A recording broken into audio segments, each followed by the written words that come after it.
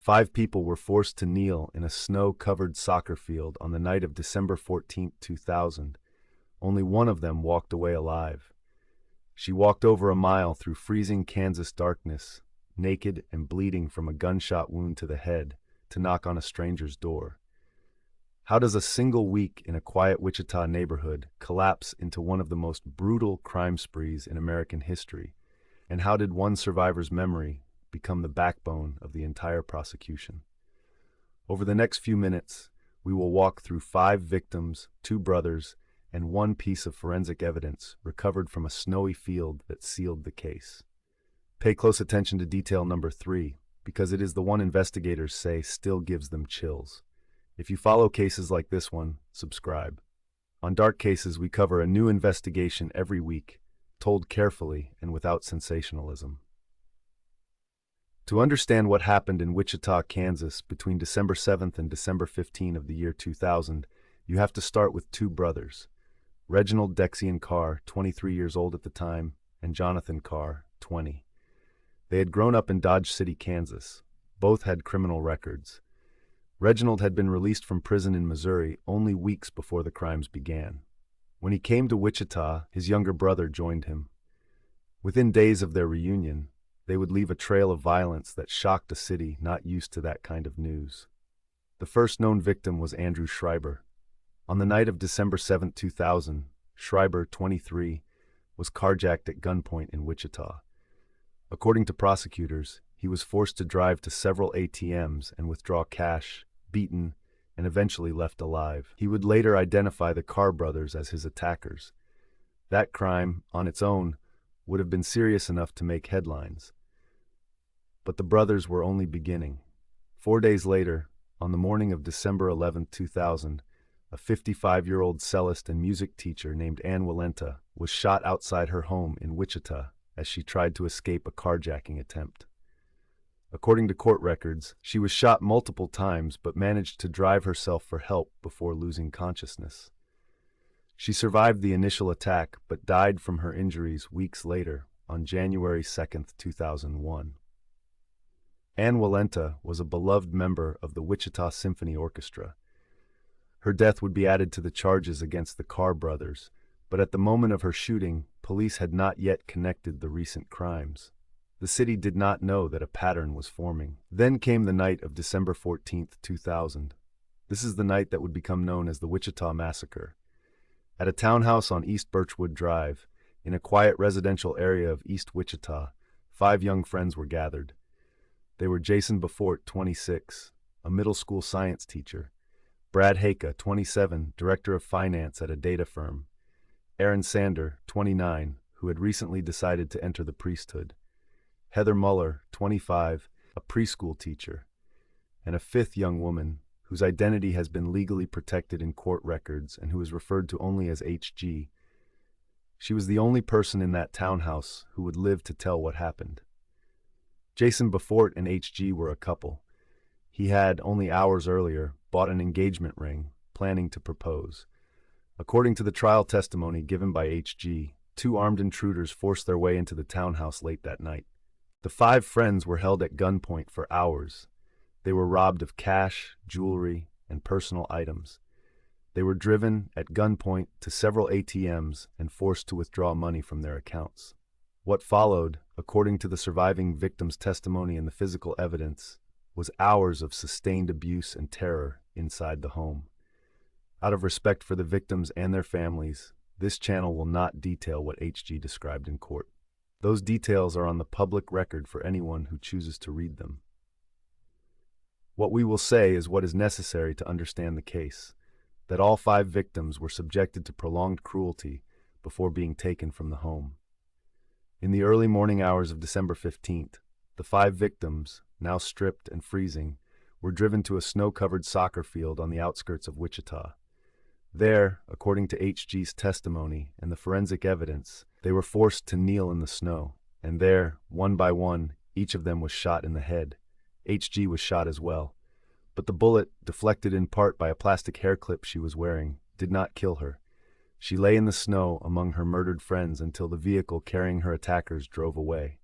Then, still naked, still bleeding, in temperatures well below freezing, she got up. She began to walk. She walked more than a mile, barefoot, in snow, through the dark. She reached a house, knocked, and told the residents what had happened. Police were called. Within hours, officers were at the soccer field. What they found was a scene so brutal that veteran investigators would later describe it as one of the worst they had ever worked. 4 young people, all lying in the snow, all dead from gunshot wounds. And beside them, one absence, the body of Jason Beaufort, and the others would need to be identified. Families would need to be told. Christmas was 10 days away, but HG had done something more than survive. In her testimony, she was able to describe her attackers, the vehicles used, and details about what had happened during the hours of captivity. Even in shock, even injured, her account gave investigators a starting point. And she remembered one specific detail. A truck belonging to one of the victims had been taken by the attackers when they left. That truck would become the first thread investigators could pull.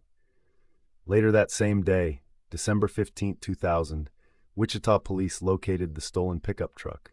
It had been driven to a house in the city, and parked nearby or seen driving in the area were the Carr brothers. When officers moved in, Reginald and Jonathan Carr were arrested. Inside their possession, according to court records, were items belonging to the victims from the townhouse. Personal effects, jewelry, objects taken from people who had been alive 24 hours earlier. Before we get to what the forensic evidence showed, one thing must be said clearly. In the days after their arrest, the Carr brothers were charged with the crimes at the soccer field, the murder of Ann Walenta, the carjacking of Andrew Schreiber, and a long list of additional felonies. Every piece of the case against them would eventually be tested at trial. And that trial would rely on 3 main categories of evidence. Here is where we come to what we promised at the beginning. 3 key pieces of evidence, 2 suspects, and 1 detail that unsettled even seasoned investigators. The first was the survivor's testimony. HG was able to identify the Carr brothers in court and describe, in painful detail, the hours she and her friends had spent as captives.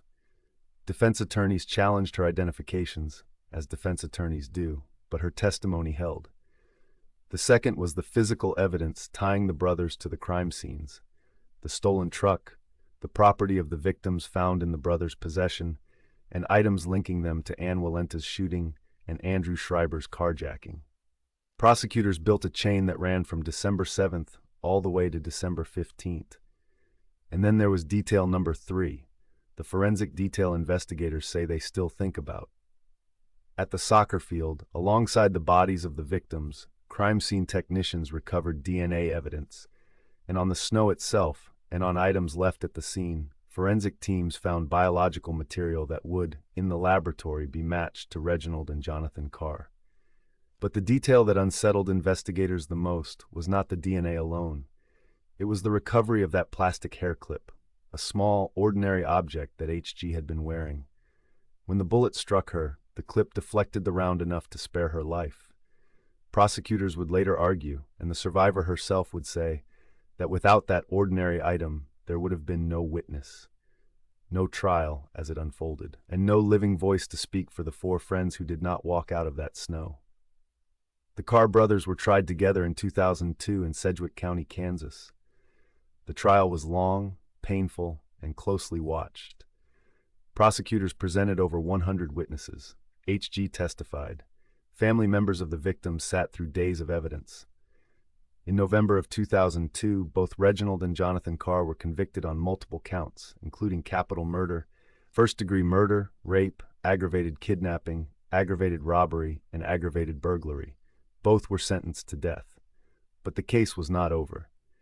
In 2014, the Kansas Supreme Court overturned the death sentences of both brothers, ruling that certain aspects of the sentencing phase had violated their constitutional rights. The convictions themselves remained. Then in 2016, the United States Supreme Court reversed the Kansas court's decision by an 8-1 ruling, reinstating the death sentences. Further appeals followed.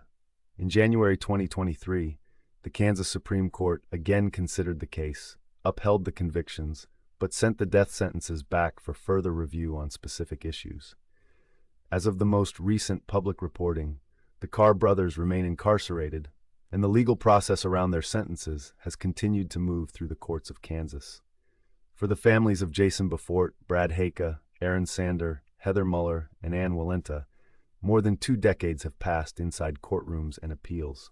Every ruling reopens something that never fully closes. And for HG, the survivor whose testimony carried this case, life has continued far from cameras.